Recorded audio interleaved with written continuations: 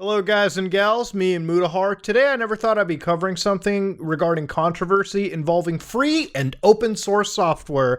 Yes, ladies and gentlemen, today we have a controversy. We have a little bit of a hoopla around software. Now, ladies and gentlemen, I hope you all know what OBS is, Open Broadcaster Software. It's basically 33% of my YouTube cracked-in gaming setup. I use this tool to record my screen all the time. I use it to stream to YouTube and Twitch whenever I feel like it. So when I used this software, I was under the impression that most people use this software. But see, OBS is open source software. It's literally in the name, open broadcasting software. The beautiful thing about free and open source is anybody can take free and open source software and fork it to whatever they want. I could take OBS's source code and make Muda OBS. Basically the same thing as OBS, but I just plaster that god decrepit image of me on every single video that you make at 5% opacity. Could you imagine how annoying that would be? Yes, it would be, but I could make that software, publish it, and people could download it, compile it, and use it like they would OBS. Now, Streamlabs OBS is another tool that a lot of people use. You've seen it around. I've actually noticed a lot of people confuse Streamlabs OBS with OBS, like they're partnered or something. So basically, you have OBS and slobs. I don't know why I'd use a software with the acronym slobs, but people do anyways. No, ladies and gentlemen, Streamlabs and OBS were never partnered. They never were. Streamlabs OBS is what we like to call a hostile fork. Basically, they didn't do anything, I guess, legally wrong. They took OBS's software, but they branded their own thing on top of it, and it pretty much is what it is. OBS is better software than slobs ever will be, but tons of people use slobs anyways. But let's get started. This is Lightstream.com, okay? Go Lightstream. Now, Lightstream is kind of like web streaming software, so basically if you're on an Xbox, a PlayStation, you can stream to their servers and then overlay your webcam and all these other tools on top. So basically it's a live streaming software built into the web. You pay monthly for it, but it makes a whole lot of stuff easily accessible, easy to access, easy to do. So they made this software, which is Lightstream, create more professional and impactful live streams. So it looks kind of cool, right? It looks kind of poggers indeed. In fact, look here, cloud capture for console streams. So if you go to Streamlabs, they're making something called Streamlabs Studio. Yes, they have in fact kind of copied this page a little bit. In fact, at further glance, it's actually something that anybody could confuse. Look, I'm not Mr. Magoo or anything, but that looks suspiciously close to the exact same website. Jesus Christ. Now, I thought, hey, maybe this was like fake news on the internet.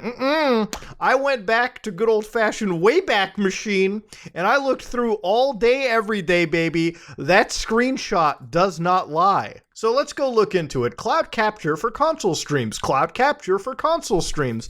Verbatim copied them word for word. They have the same three, square design. They probably use the same, UX design too. Or just straight full layout and design control. Guess what? Streamlabs got full layout and design control. At least change up the wording a bit. All you need is your console. Go live in minutes from your console. Yeah, they're basically just shipping you the same feature, right? But if you go down over here, remote control from your couch. Whoa, Streamlabs can do the same thing too.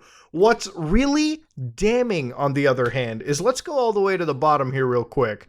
You see how these people have some reviews? Like this guy, just Lightstream is literally one of the greatest things I've ever discovered. Thank you so much for making it so easy. I bet that's a real review. But let's go over to Streamlabs website. I shit you not. Let's go all the way down to their old website. This is their Wayback Machine stuff. Straight up said Streamlabs Studio is literally one of the greatest things Euro ever discovered. Thank you so much for making it easy. Wow. It's like it's the same fucking review. If you go back to Lightstream site, their second review, love this platform. Love how they listen to their community. And then you go back to the Wayback Machine on Streamlabs, says, oh, they're a gamer, by the way. God! Love this platform. Love how they listen to their community. It is the perfect platform for console streaming. Yeah, I bet that's a real review right there. They're not even hiding it. So this was so bad. This is such a bad copy that the actual CEO for Lightstream straight up called them out on Twitter. The team at Streamlabs should be ashamed. I agree, friend. Not satisfied enough to ride OBS Project's hard work? Ooh, ooh. Oh, I can feel the Linus Torvalds in this one. Now to copy ours down to the layout and every word on our marketing site and our UX in this project. Guys, didn't you learn in school that plagiarism was wrong? Come on, use a thesaurus at least, Jesus Christ. Before they were brought out, they actually cared about streaming. Hell, I paid them for a web. Oh, bought out? Ladies and gentlemen, let me just remind you, how much was good old Streamlabs bought out for? Let's get a quick check on the internet. Ooh, 2019, Logitech agrees to acquire Streamlabs, adding streaming tools. Wait, how much were... Ooh, $89 million in cash, with an additional payment of $29 million in Logitech stock. Ooh, imagine, dude. I feel bad for OBS Project, the team behind the original project. These guys literally came in, started a company, took their open source project, maybe slapped on a few extra dog shit features, and sold it for nearly $100 million to Logitech. Do you think Logitech even knew that Streamlabs OBS was entirely different, or basically the fucking fecal matter of OBS? I don't think Logitech knew. To be honest with you, I think internally they're probably throwing a memo around right now going like, guys, did we make $100 million mistake? I don't know, guys, maybe. Now, even then, what really gets wild is the OBS team, the OBS project, and I say team, but it's actually, I think, just one person behind the entire thing. Near the launch of Slobs, Streamlabs reached out to us about using the OBS name. We kindly asked them not to. They did so anyways, and followed up by filing a trademark. We tried to sort this out in private, and they have been uncooperative at every turn. Believe it or not, this is the trademark. From what I understand, this is what it is, a registered trademark for Streamlabs OBS. Filed in 2019, and currently I think it's still even registered and active. Yes, they filed a trademark on Streamlabs OBS. Even when they reached the original people said not to, they straight up threw the trademark. They caught it, they put it in, and then they sold this project later on to Logitech. And that's just how the story ended. We often faced with confused users and even companies who do not understand the difference between the two apps.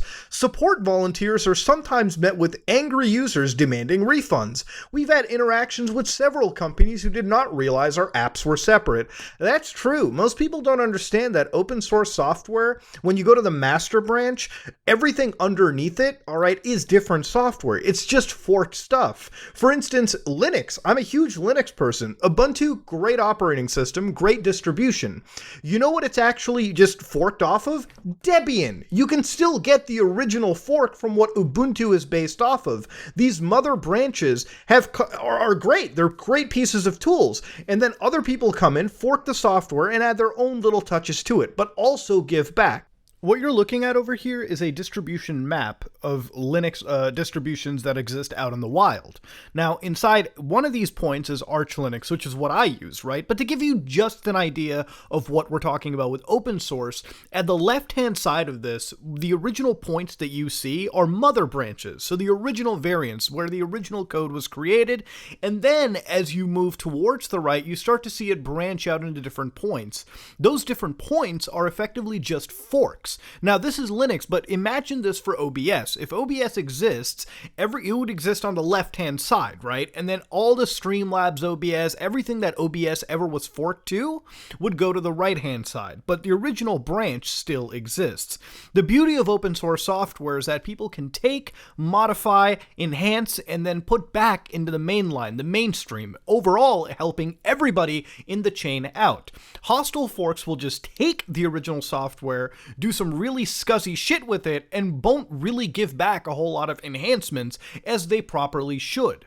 With Linux, on the other hand, you have big companies and small hobby programmers and experts all jumping in and enhancing together, which ends for a much better product towards the finale. That's what we're getting with in this department. That's sort of the best hopeful case of open source and free software. That said, let's head on back right to OBS and see exactly what they have to say about slobs. Legally, they have obeyed the terms of the GPL, which is a licensing agreement, but they have repeatedly disregarded the spirit of open source and of giving back.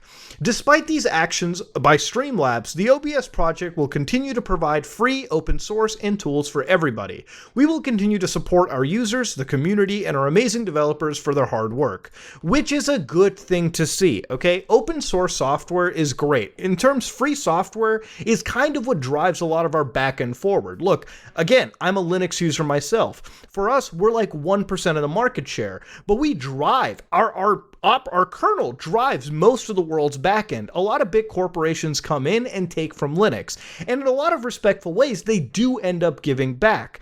To understand good examples of open source software, Valve is releasing the Steam Deck. The Steam Deck runs underneath Linux. It actually uses a fork of Arch Linux. It uses something from them, and basically they add on top of features that they create. So, for instance, Steam Proton, the ability to play Windows games underneath Linux. They build upon that. They're actually finding a way to get anti-cheats to work underneath Linux, and it's probably going to be something that their operating system is definitely designed to do. Now, since they're creating an operating system forked from open source software, they have actually committed to giving back and releasing it for everyone. So that means even if somebody owns something like a GPD Win in my case, which I use to play something like Mass Effect Andromeda over or many PC games, I can install SteamOS 3.0 on this and have my own version of the Steam Deck without giving money to Valve in any capacity. That's a good example of how open source software works. I can basically have my cake and eat it too on any device I feel like. Now, for Microsoft, even a big company like them will give back in the Linux sphere as well. For instance, this is Microsoft CBL Mariner, which is their own distribution of Linux. You can build this yourself, you can download this yourself, and you can keep it yourself. This is the same distribution Microsoft uses on their cloud servers for big corporations and anybody willing to give them the few bucks a month. This is a good example. This is a good fork. Where we get into hostile forks is exactly what Streamlabs is doing. Trademark filings, all this bullshit, trying to make it look like they're the top dogs, when in reality, they're not even the ones that are truly the top dogs.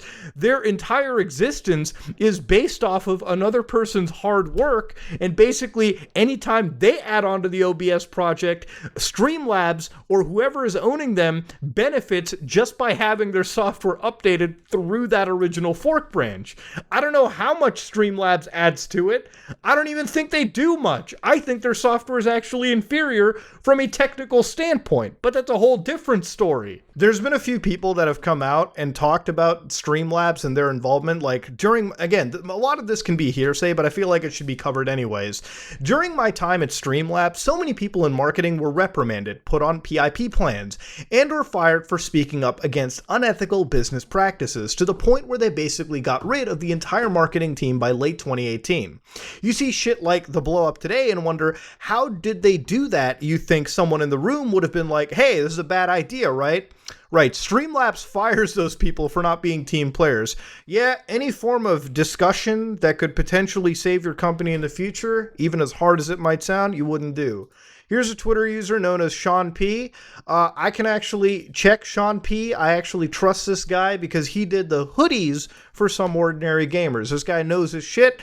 He basically said the amount of convos I saw and Slack messages I wish I screenshotted that basically amounted to, can we lie about our features? Slops taking less resources. Lol. Basically how they're technically better. They're not. OBS is better software. Use the original branch. Give him the money instead. Give them the money. What's funny is the director of technology for Team Liquid, the sysadmin and developer for OBS project, straight up came out and said, let's not forget about the time Streamlabs bought targeted ads for OBS Studio to trick people into downloading their version. Disgusting behavior from Logitech. Yeah, this is what they were going at. Basically, if you typed in OBS Studio, they would be the first ad. Look, this is standard practice. I'm not going to dip down into the hellhole that hard, but to understand why this burns me is as somebody over the last couple of years who's been promoting Linux and free and open source software. Anytime I make those virtual machine videos, anytime I make videos about Linux, anytime I talk about Linux gaming, a lot of that hard work is done within the community. People sit down and sit in a fruitless endeavor to create open source software that they then spread around. And sure, people can take it and people can profit off of it. What Streamlabs has done isn't illegal. They're not going to go to court over it. It's just hostile and incredibly unethical in terms of software. It's fucked up that there's a lot of people out there that put their heart, blood, sweat, and tears, whatever you want to call it, into the entire project. All right, drinking their cups of cum while they're working and slaving away at code. And then you got making literally not even thousands of dollars a month. That's like lucky for these people. And then all of a sudden, Streamlabs comes out of nowhere, brands their product to every streamer out there. People grab it, they download it. Somehow they become this de facto product all over, while they've basically contributed almost nothing. And then all of a sudden, Streamlabs is selling for millions, tens of millions, almost $100 million out into the public market. And that's got to burn a little bit. In fact, ladies and gentlemen, as of today, Streamlabs posted, "We are taking immediate action to remove OBS from our name." Basically 10 minutes of web development stuff. Streamlabs OBS is built on top of the OBS open source platform. Streamlabs OBS is also open source, and our code is publicly available. We take responsibility for our actions and will support the community. Yeah, after you've done all your partnerships and your sell-offs and acquisitions, absolutely. Time for the responsibility. But if you go to their website, ladies and gentlemen, all they did was take out OBS from Streamlabs. It's like, again, wow, good job, everyone. Congratulations. You did some hard work today. Good job for you. So I'm going to stop this video off by just saying, if you want to actually support OBS a little bit, go over to their website. In fact, here's the Patreon right now. Normally I tell you guys, hey, use code SOG, but G Fuel, I love you. I love this product, but they got your video. If you're going to spend any money, you spend money towards OBS. That's what you should put money to. Because the fact that Streamlabs decided to go this hard and ruin their image that quickly is something of an internet testament. That said, though, I hope you learned something about the value of free and open source software, and I also hope you had an enjoying day today. This is me, Mudahar, and if you like what you saw, please like, comment, and subscribe. Dislike it if you dislike it. I'm about to go game on a Mac.